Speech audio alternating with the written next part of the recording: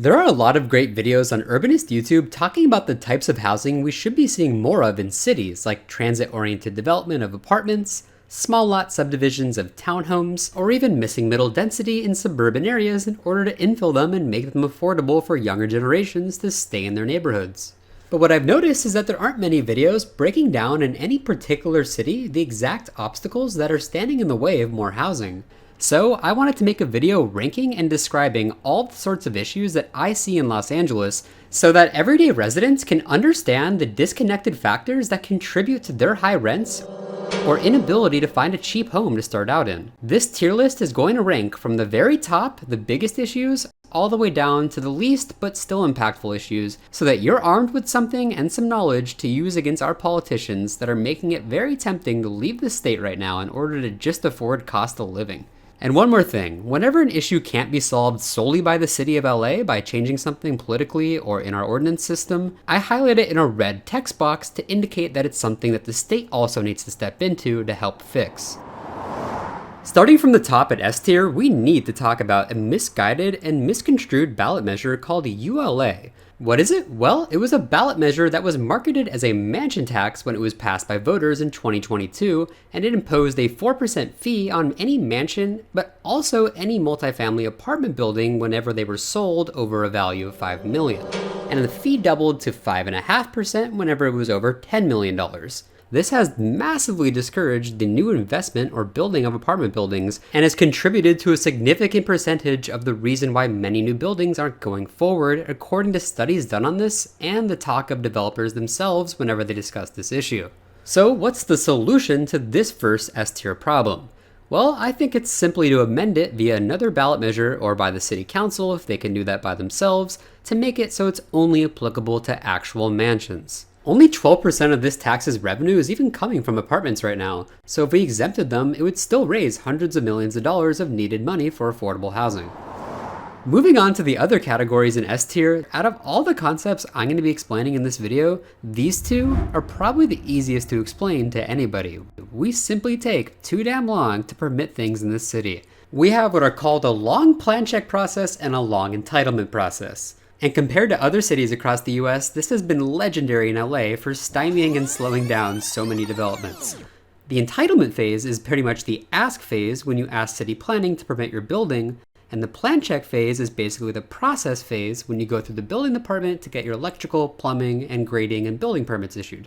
Most projects in LA over a certain size or in a certain location are always forced into an ask phase of entitlements. And the time from when you submit an entitlement to when it's actually approved can stretch up to 2.5 years sometimes, although it's typically a year and a half. This long entitlement process simply drives away many developers from even attempting to build in Los Angeles. So what's the solution? I think the biggest one is to simply make most types of asks by right, as in not requiring you to get an entitlement to get your apartment building approved. This would still require applicants to go straight to the building department where they could also encounter delays, so the solution there might be a little bit more complex.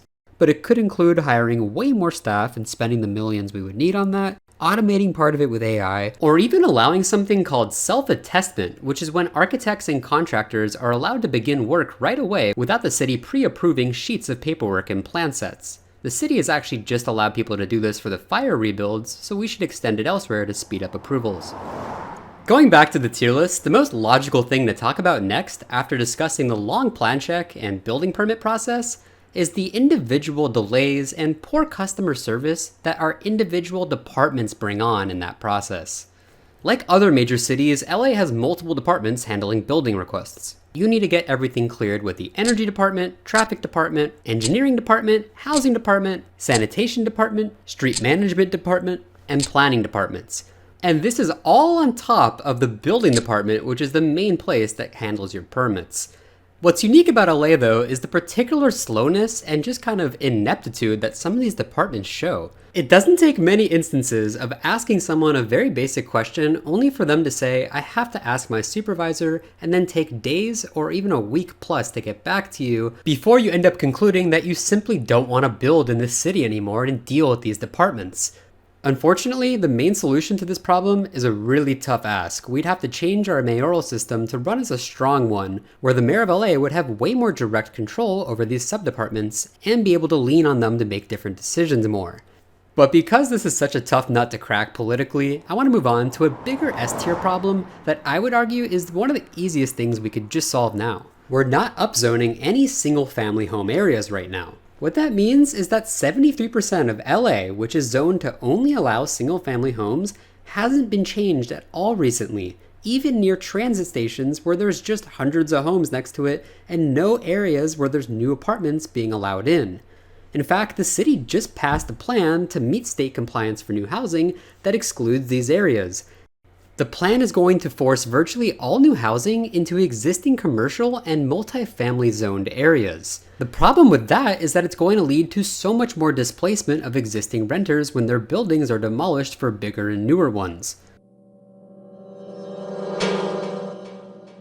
And that's on top of the obvious fact that we simply can't build enough housing without touching 73% of the city that's locked right now.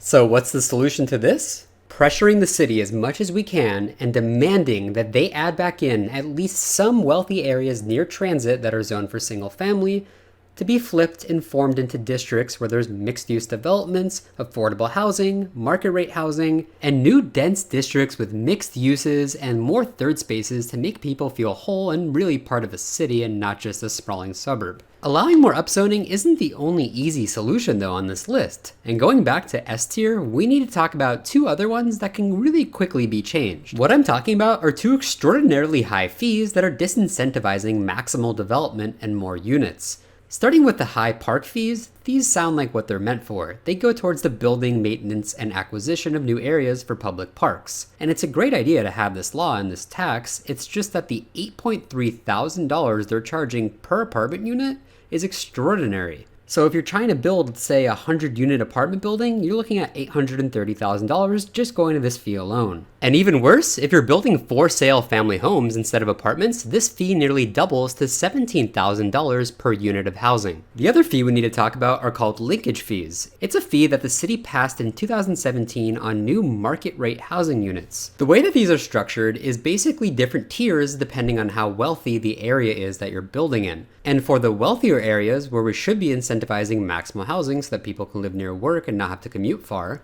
builders need to pay $22 per square foot of construction. And in a, say, 20,000 square foot building, which is a fairly typical medium-sized apartment building, that fee would generate over $440,000. Now, when you add that on top of a park fee for a similar development of, say, 100 units, the builders are looking at nearly $1.2 million in just these two fees alone.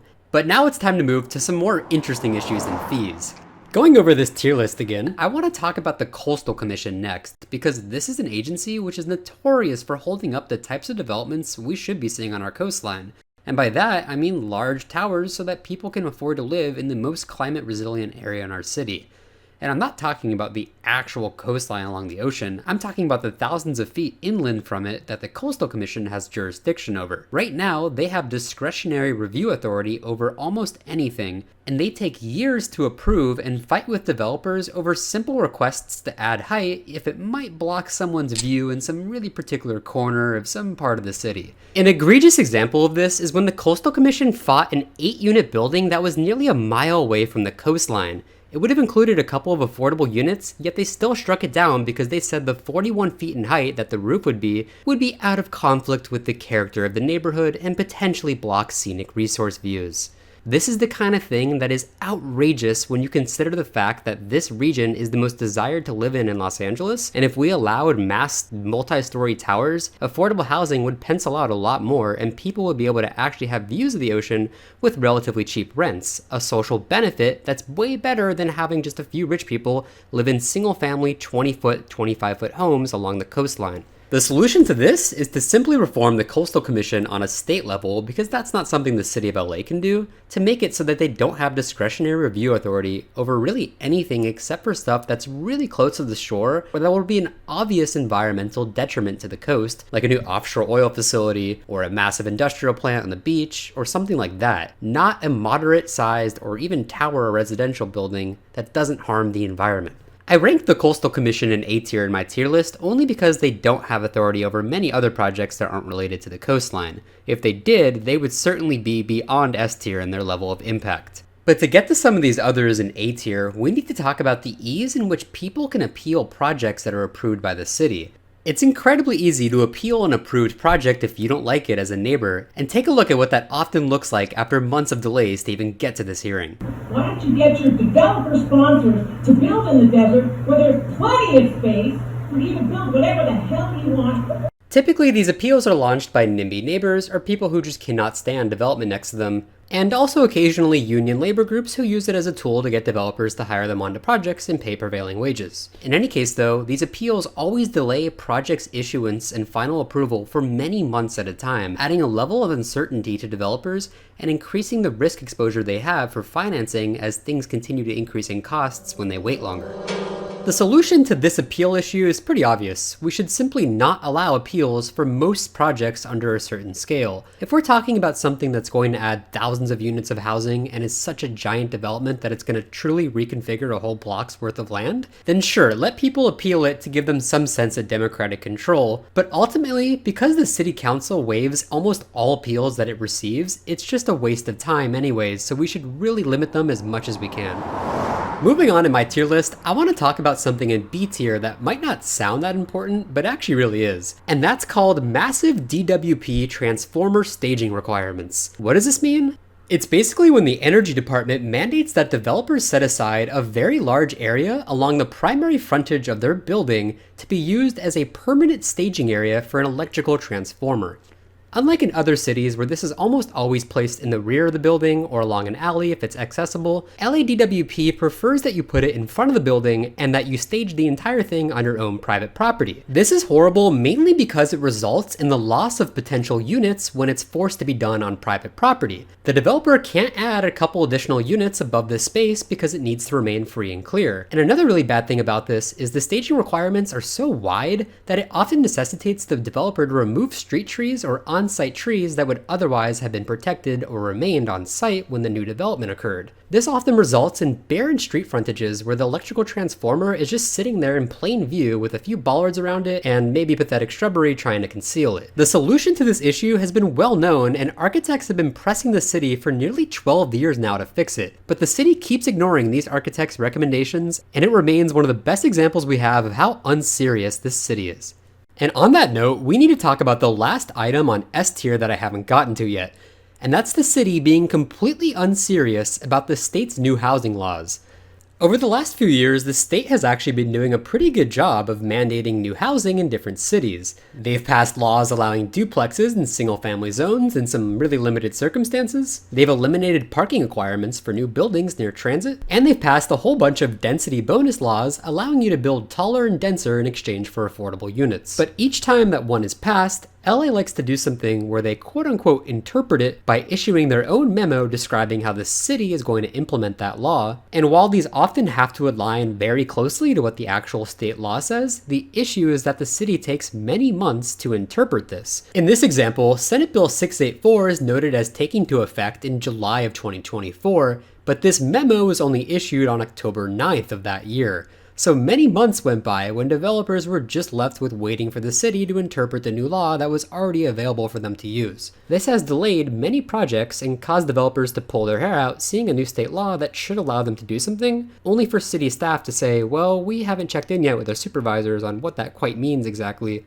So this is something that needs to be addressed immediately. The solution for this locally could just be a more YIMBY-oriented mayor who leans on departments and stops this practice. But because we don't have that right now under Mayor Bass, who's more of a NIMBY, the state should do a lot more in cracking down on our city to ensure that we're meeting these deadlines and interpreting things as accurately as possible. I would love to keep going on this list, but unfortunately, I don't have an NIMBY right now to make a 35 or 50-minute video, so I'm gonna break this up into 2 or 3 different parts. So make your voice heard as much as you can with the city, subscribe, and let's fix the housing crisis.